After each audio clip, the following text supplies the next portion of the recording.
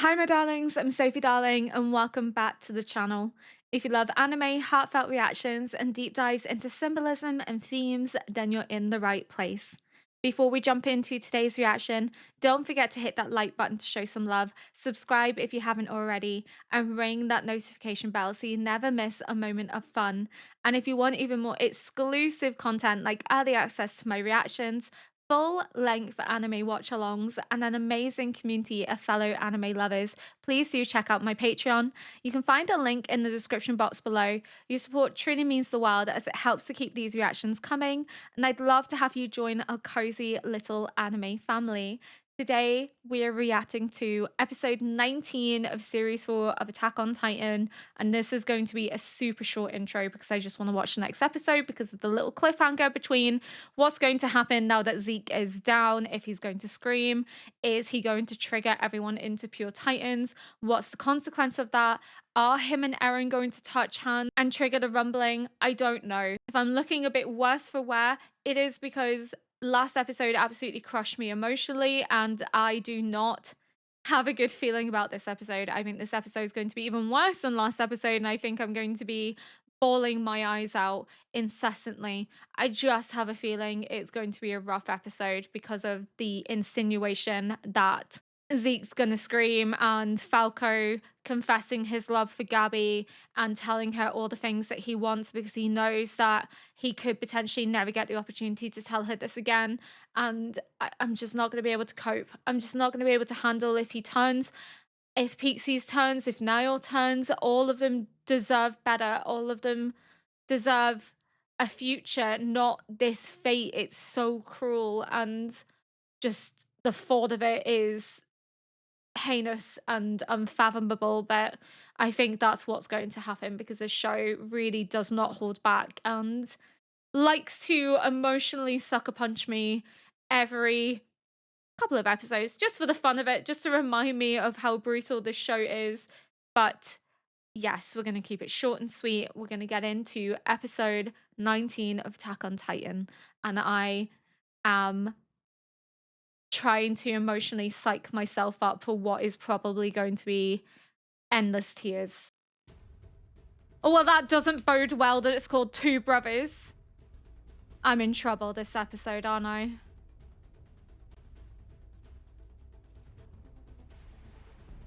Reiner's gonna step up again, isn't he, to try and stop Eren. Hawkeye! Oh!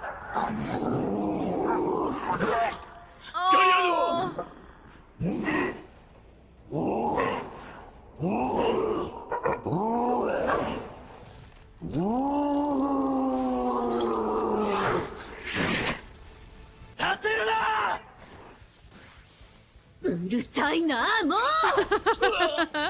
Pink's like, I'm fucking 射 sick 撃の of 巨人 you. だまず彼女を何とかしないとアルミ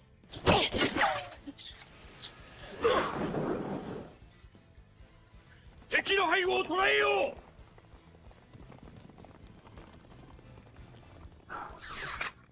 指令の言う通りだマーレ兵と正面から戦ってる Have 場 to 合 go じゃない behind, sneak 敵の up. 背後に回り込もう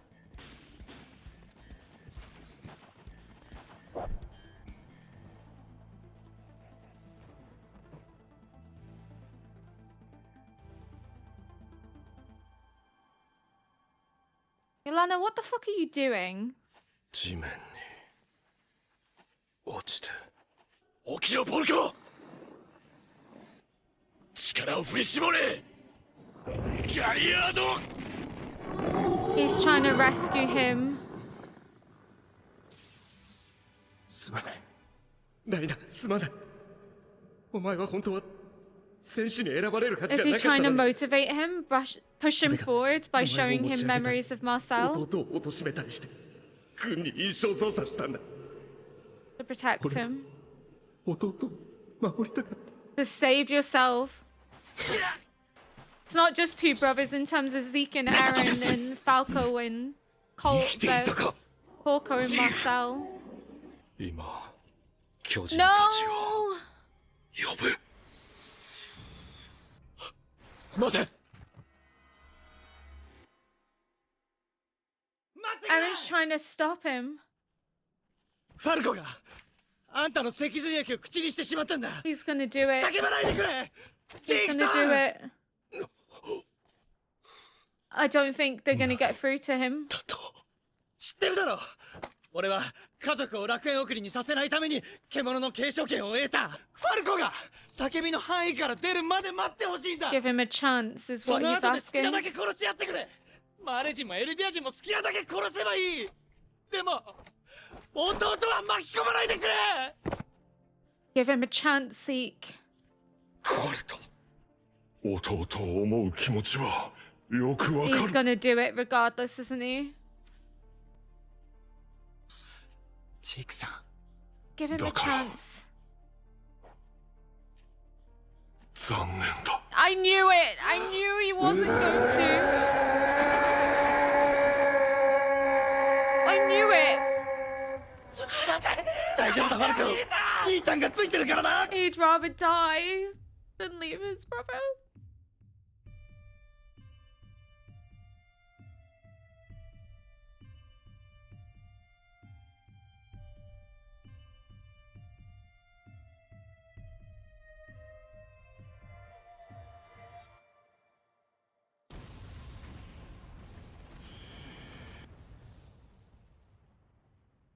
What? なんだ。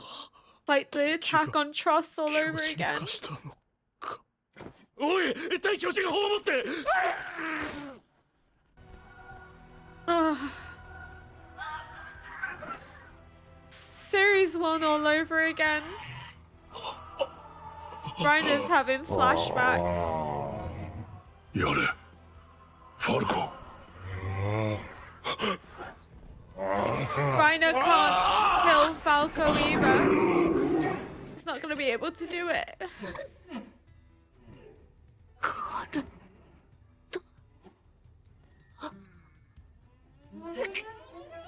Also, his baby brother would be alone. 2体の相手は無理だ。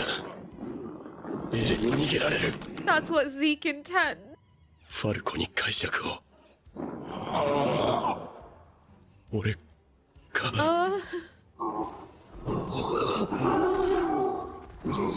エレン。ファルコ。俺の同じよ。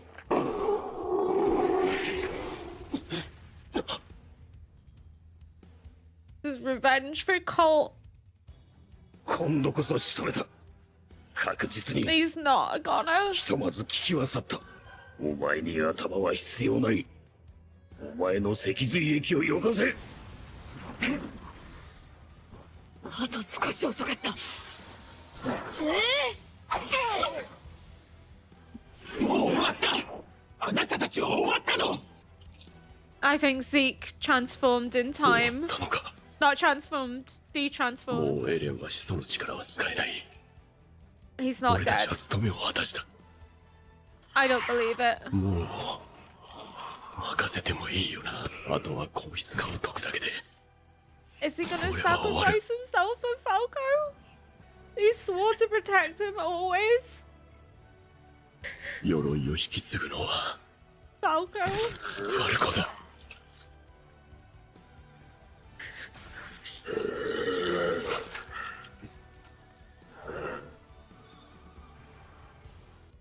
体を治す力も使い Oh 果たしちまった。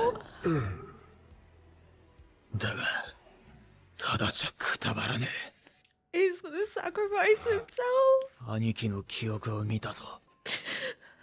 軍を騙してまでドベのお前を戦士にした。俺を守るために。ボルガーこれではっきりしたよな。最後まで俺の方が上だって。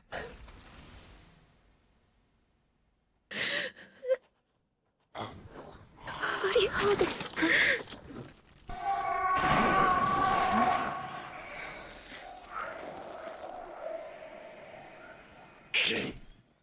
It's for Marcel.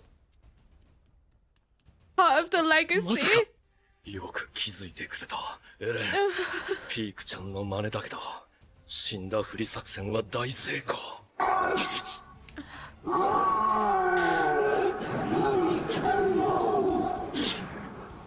after everything they're here to protect him.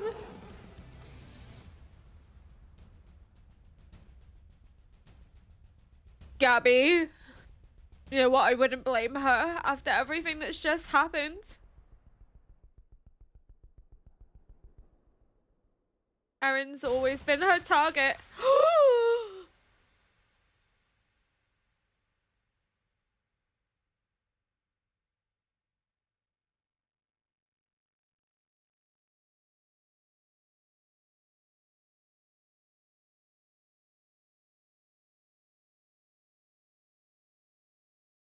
I don't even know what to say.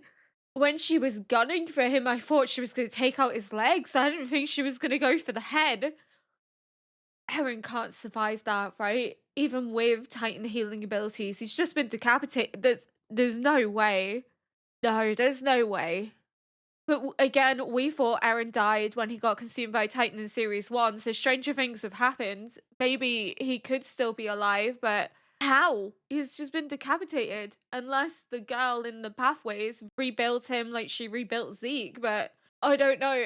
I knew this episode was gonna be awful. And yet I still chose to watch it knowing it was gonna be awful. Porco making the sacrifice for Falco to live is just heart-wrenching. Living up to the legacy of his brother, stepping into his brother's role to protect others.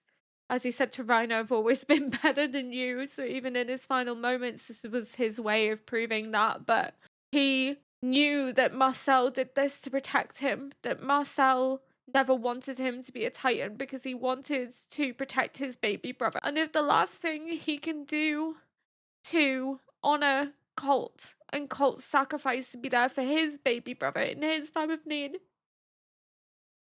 is to allow Falco to take his abilities, then that's what he's going to do. Like his brother, he made an honorable sacrifice. I'm just absolutely devastated. For a minute, I thought Reiner was going to be the one to do it because Reiner has always been hell-bent on protecting Falco, on being there for Falco. So for a hot minute, I genuinely thought, oh god, maybe Reiner could die.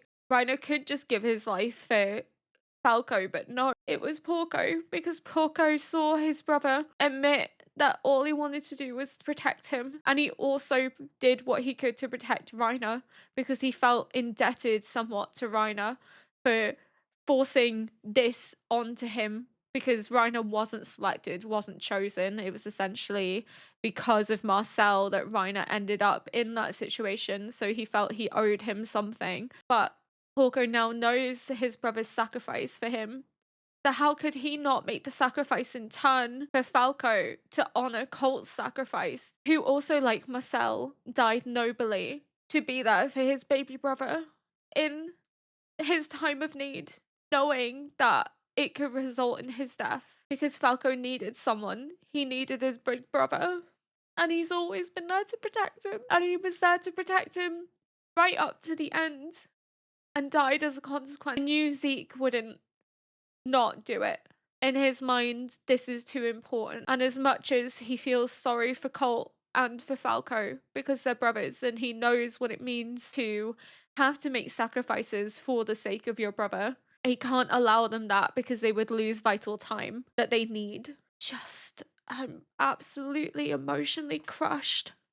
So I'm sorry if I'm not making much sense this episode. My brain is just emotionally destroyed. Audience who have ingested Zeke Yeager's spinal fluid transform into pure titans from his scream. Losing their own will, these titans obey Zeke regardless of who they are or their lives before. Oh my god. まずはエレン、俺の話に応じてここまで来てくれてありがとう。俺の考えはイエレナから聞いた通り、エルディア人安楽死計画に賛同してくれるのか。この世に生まれないこと、これ以上の救済はない。俺はやる。俺の手で巨人が支配した2000年の歴史にケリをつける。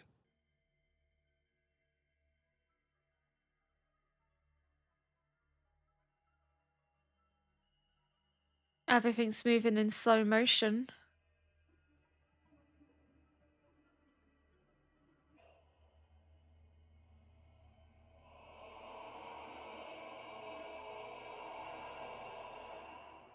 That's foul.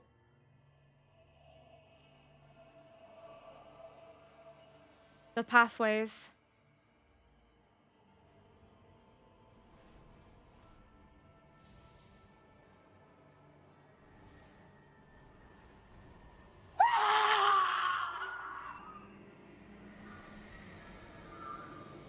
It's a girl again.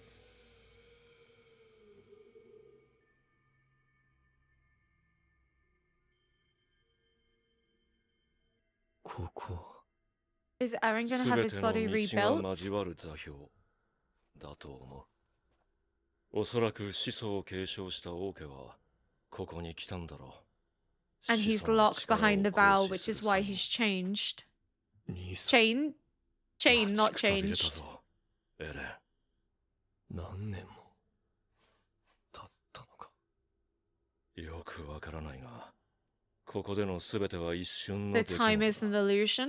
お前の首はガビに吹っ飛ばされたが、 At least here 完 it 全に is. 事切れる前に俺と接触を果たした。成功したんだよ。俺たちは始祖の力を手に入れた。誰かいる。心配ない。それは It is Ymir. 始祖ユミルだ。 Why is she a 始 child? 祖ユミルだと。なぜわかる。始祖ユミルさん以外にこんなところをブラブラ歩いている That's 人は what 他 I にいるか。 said. 何より始祖は一度この土で俺の半身を修復し、 She's gonna do the same for 俺を Eren, 生き返らせ isn't た。 she? 始祖はここで巨人を作っているのだろずっとここに一人で。 What a cruel う。 fate. エレン、始祖ユミルに命じるんだ。俺たちの夢を叶える Oh my 時が god, 来 it's た。 happening, isn't it? その鎖は。今気づいたのか、この鎖に。 The chains of the vow. 心配してくれてありがとう。これは俺の自由を妨げるもの。つまり、不戦のちぎり。お前だけが始祖ユミルに命じることができる。エレン。 I wonder if 始 she'll 祖に rebuild his こう伝えるん body. だ。 He's 全 not ての gonna エル do ディア it. 人を今後永久に子供を作れない体にしろと。 No, he's 地なら not し gonna で do it. 連合軍を潰すのはその後でいい。 No, he's gonna do the rumbling. こんなふざけた計画。俺は I 到 told 底 you. 受け入れられな I い。 knew he wouldn't 悪 do いが that. 兄さん。俺はここに来るためにあんたに話を合わせていただけだ。 He trusted his brother and in the end was betrayed by him. お前がここでやらなければ、この先も殺し合いは終わらない。 There's no guarantee your plan 俺 would たちが stop bloodshed 繰り either. 返してきたことがずっと続く。なぜだエレン。 Unless he believes he can rebuild a new world. 俺がこの世に生まれたからだ。始祖ユミル。俺に力を貸してくれ。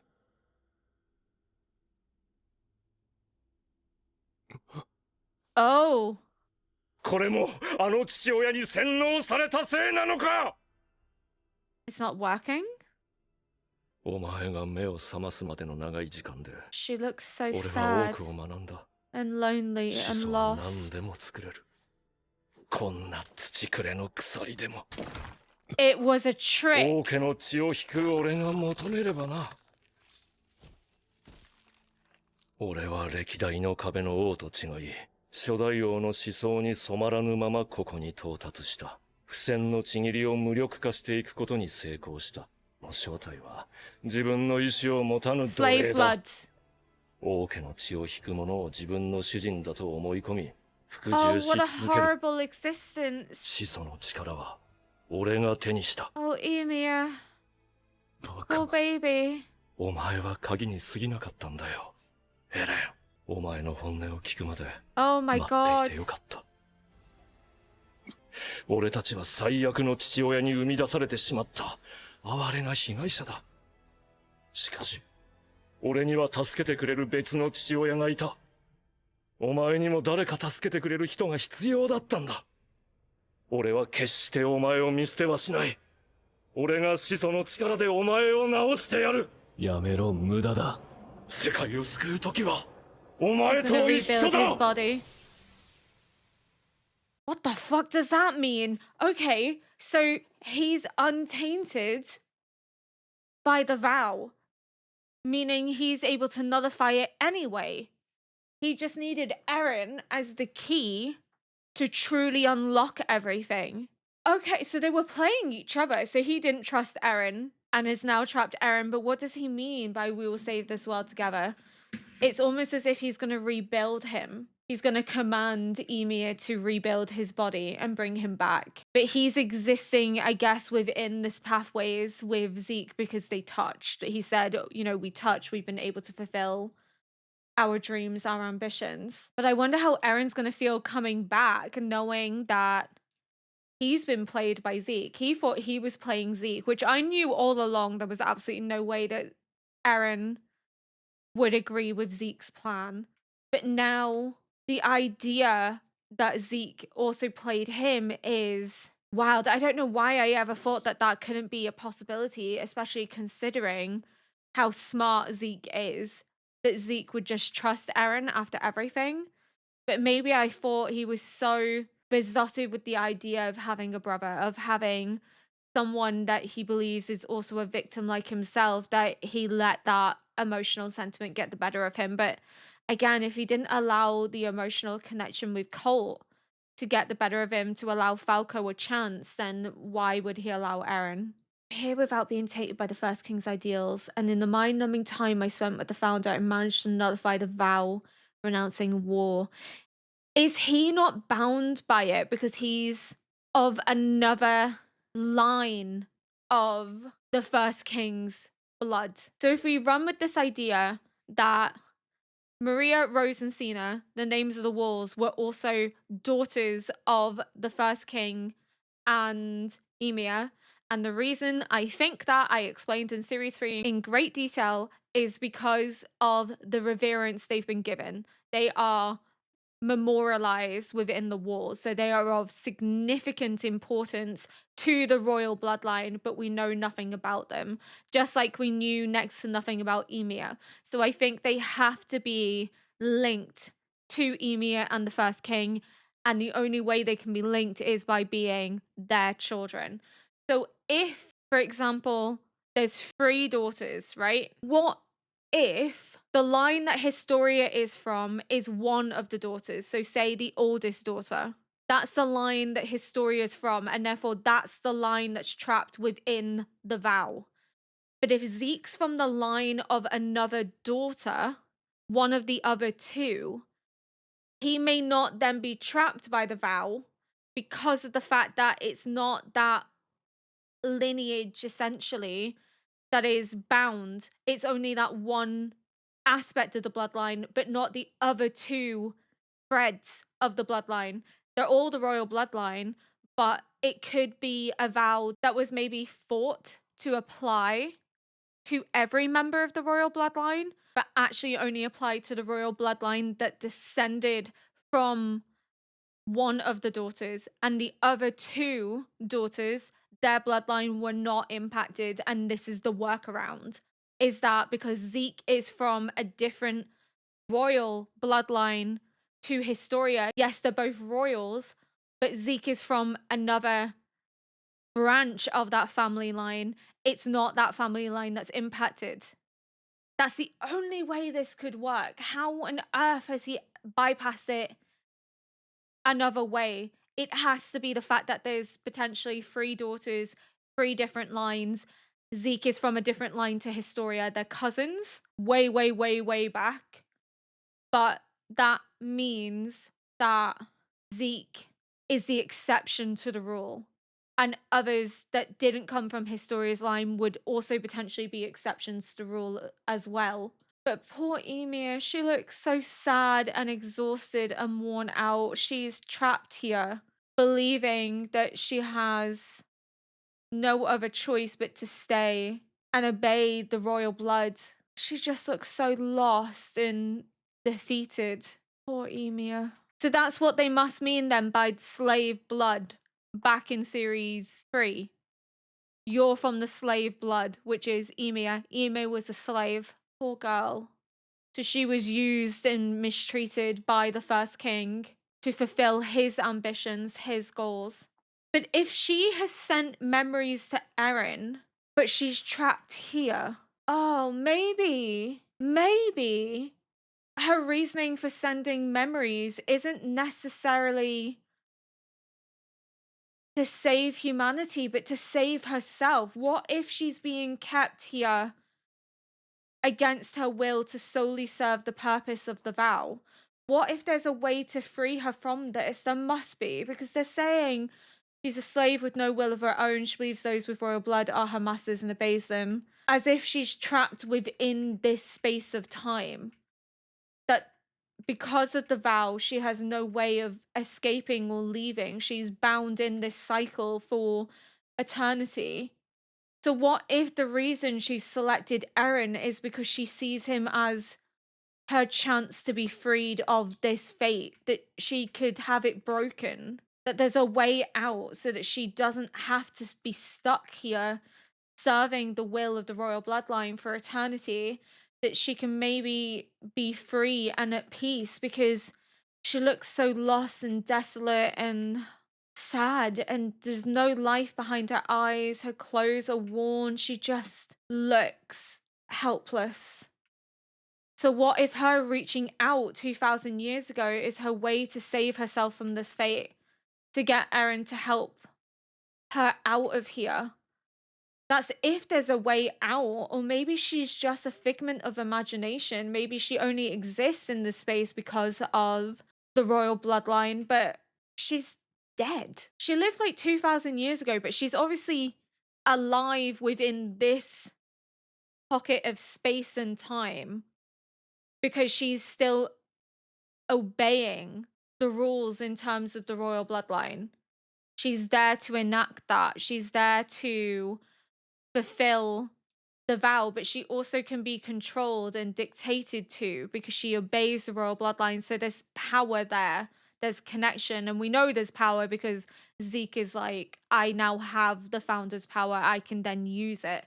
So she exists because every generation that comes subsequently after in the royal bloodline can inevitably use her for their own will, their own desire. So she's perpetually trapped. She's perpetually a slave for this indefinite amount of time until the royal bloodline ends, or until the audience are gone, because so long as the royal bloodline exists, Ymir is trapped and bound as a slave to their demands. Much in the same way the Ackermans were also bound by this desire to protect the royal family. Ymir and the Ackermans are slaves to be used essentially by the royal bloodline.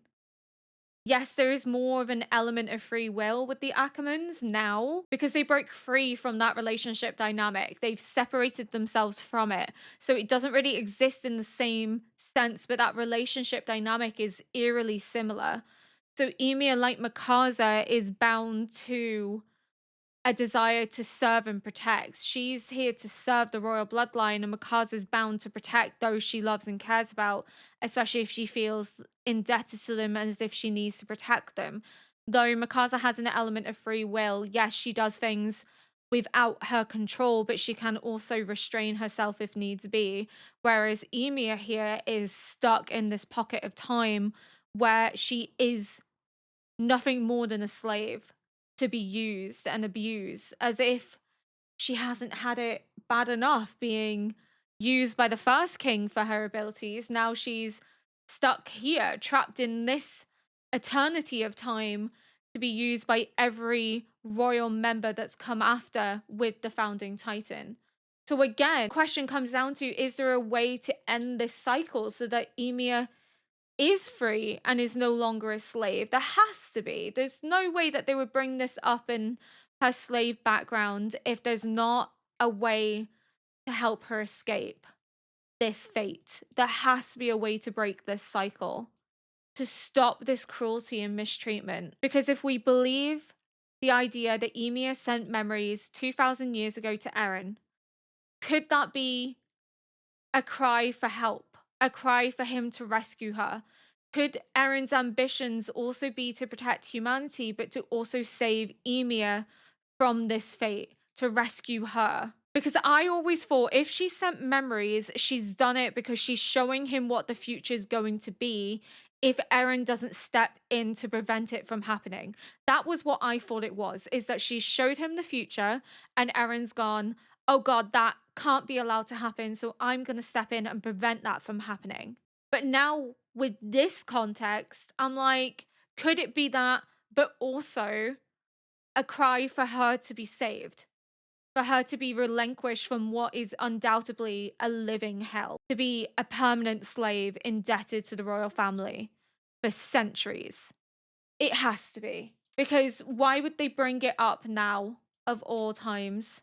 He's going to rebuild Eren, though, because he's saying that we're going to do this together. He's going to rebuild Eren. I'm still just emotionally not over the fact that Colt sacrificed himself to be there for Falco in his time of need, to be there for his baby brother one last time, knowing that it would likely result in his own death.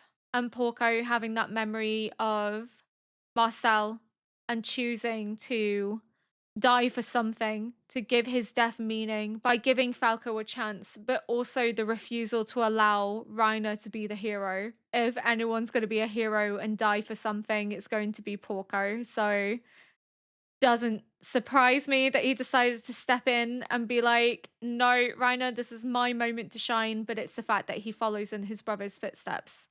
He becomes his brother in those moments. He lives up to his memory.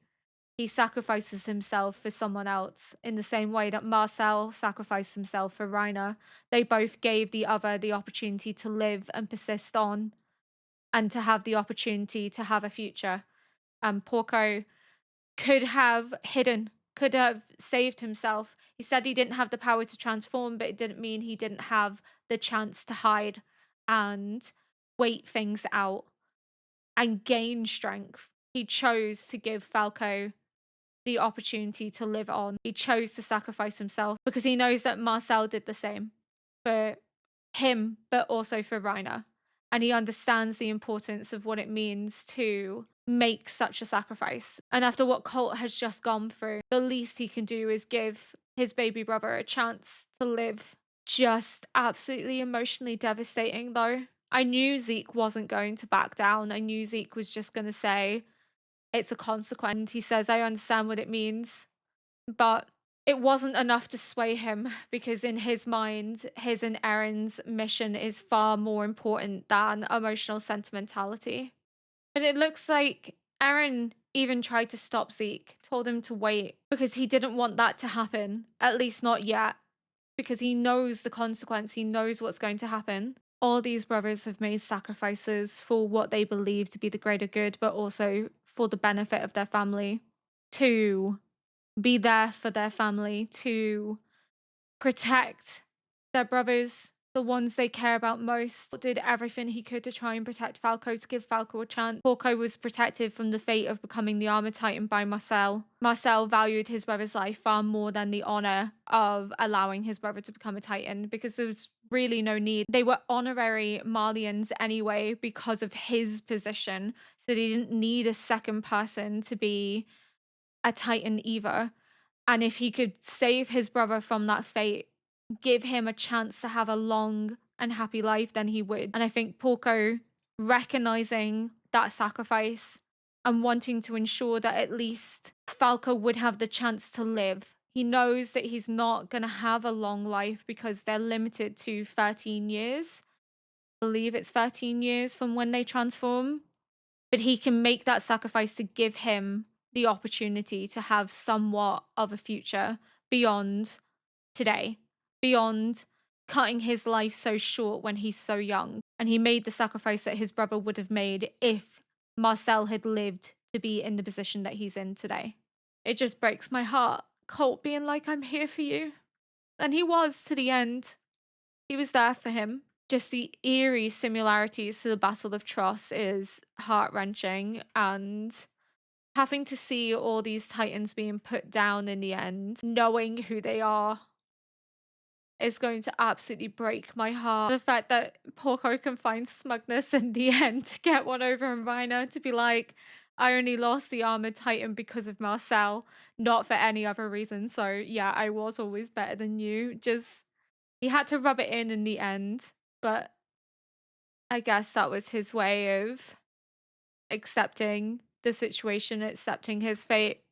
He died with a smile on his face, knowing that his brother loved him and cared for him enough to make that sacrifice, but also knowing that he can give Falco a chance, that his death can be worth something, can have meaning. And in that, he lives on. His memories will live on through Falco. So we're absolutely getting the rumbling. 100% now getting the rumbling as to what happens in the next episode, because he's saying, I'm not going to do this without you. And he slams his forehead against Aaron's, almost as if they're merging. But I think if they do merge, they will have individual bodies, because I think he can just demand the body to be rebuilt, right? That seems the most logical rather than merging them. I don't know. I genuinely wasn't sure how it was all going to play out, especially with Eren being decapitated. And even more so, I'm confused now, but it has to be that, like his body was rebuilt on the brink of death, Eren's could potentially also be rebuilt through Ymir if commanded by Zeke. And he said that if I'm going to save the world, I'm going to do so with you. But I knew Eren wasn't going to side with it, because he focuses too much on the importance of being born.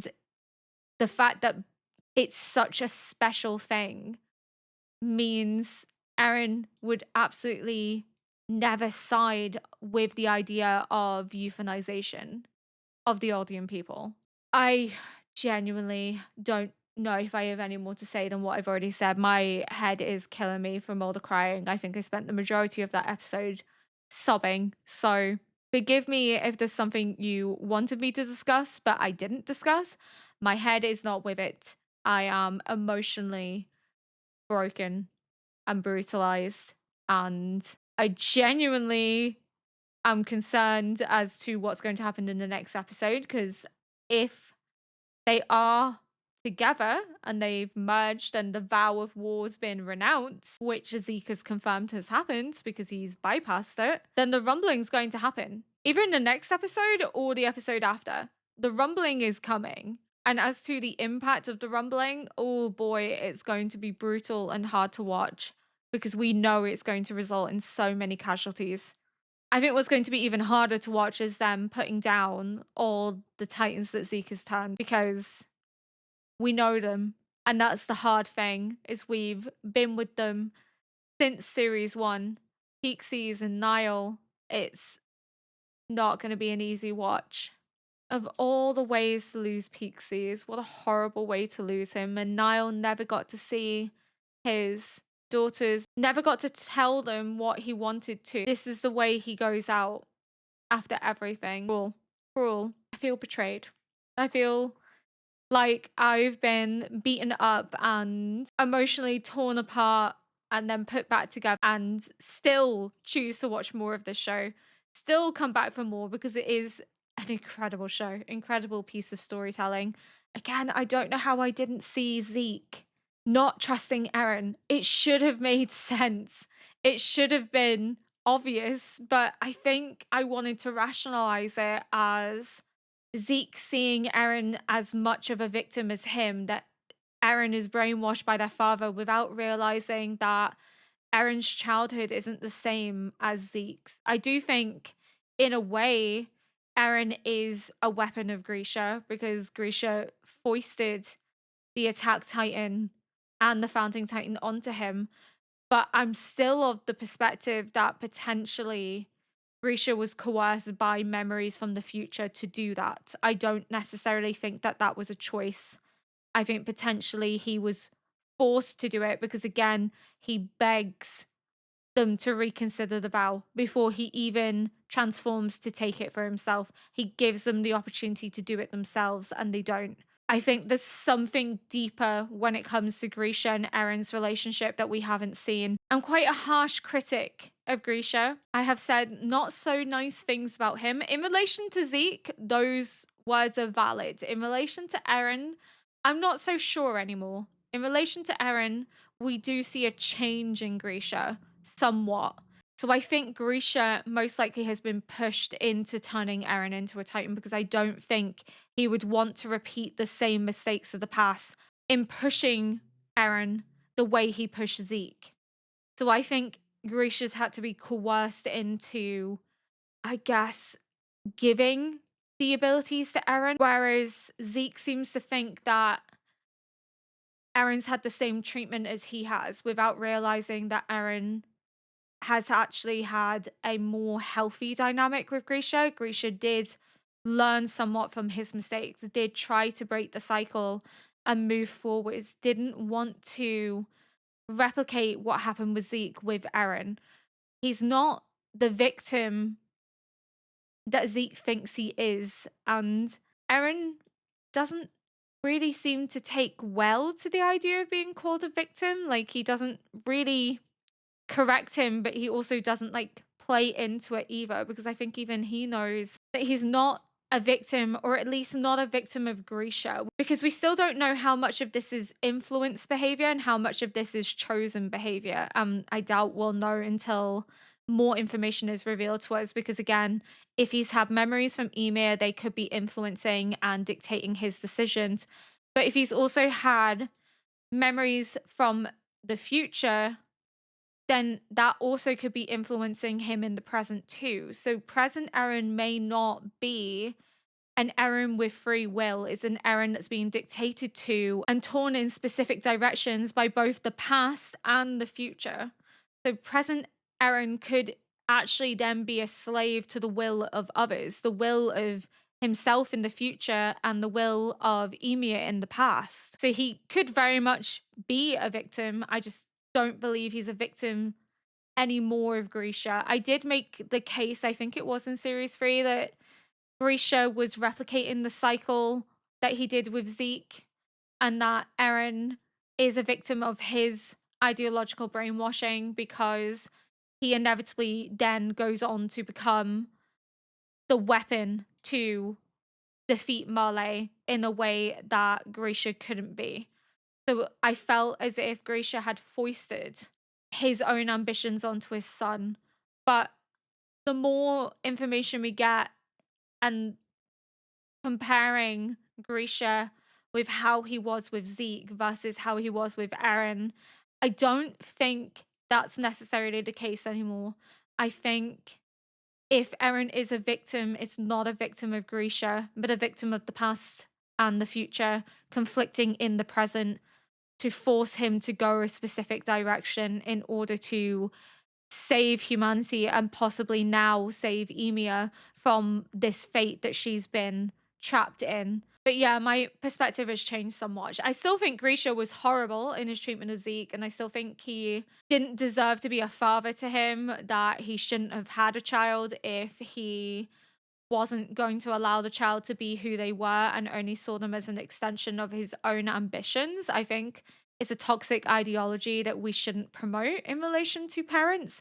Parents shouldn't be living through their children. They should be understanding that their children are individuals and independent to themselves.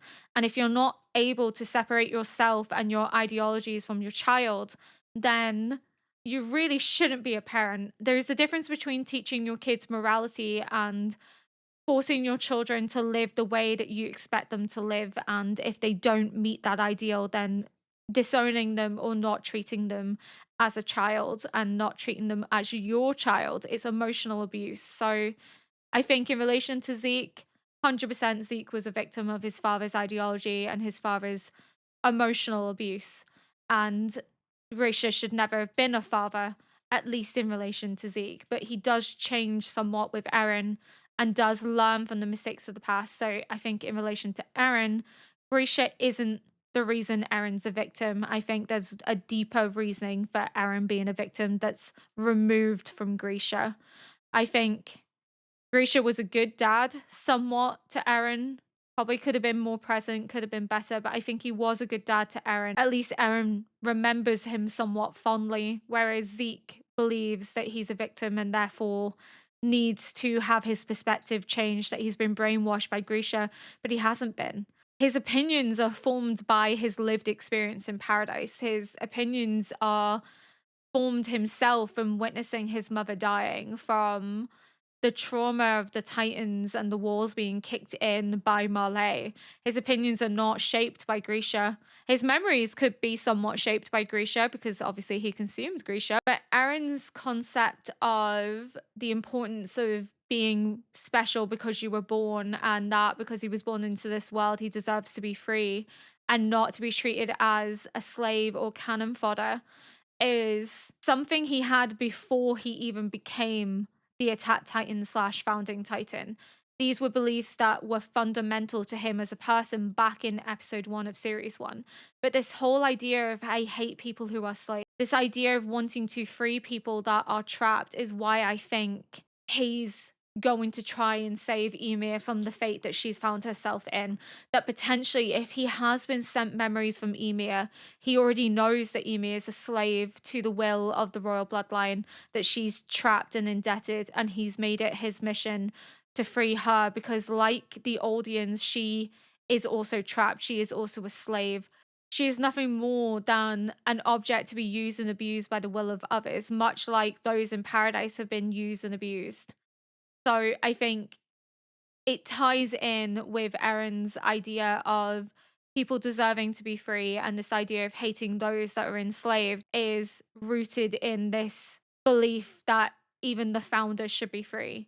And I think it's all connected. This hatred of being trapped, this hatred of being enslaved within the walls is now also linked to the idea that Ymir could have sent memories and he knows of her fate as a slave to the royal bloodline, and that it ties in together. His love of freedom and his desire for everyone to be free ties in too with Ymir and her being trapped under the rule and control of the royal bloodline.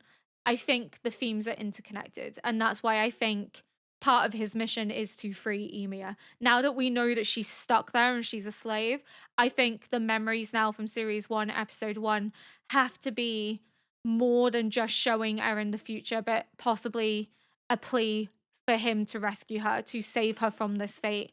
And that then becomes manifested as well into saving all audience from the fate of being enslaved and being trapped, because like the founder, they are also trapped, they are also oppressed. So the freeing of Ymir goes hand in hand with freeing the subjects of Ymir too, because they are one and the same. She is the founder, they are the descendants of her, and they also suffer a similar fate.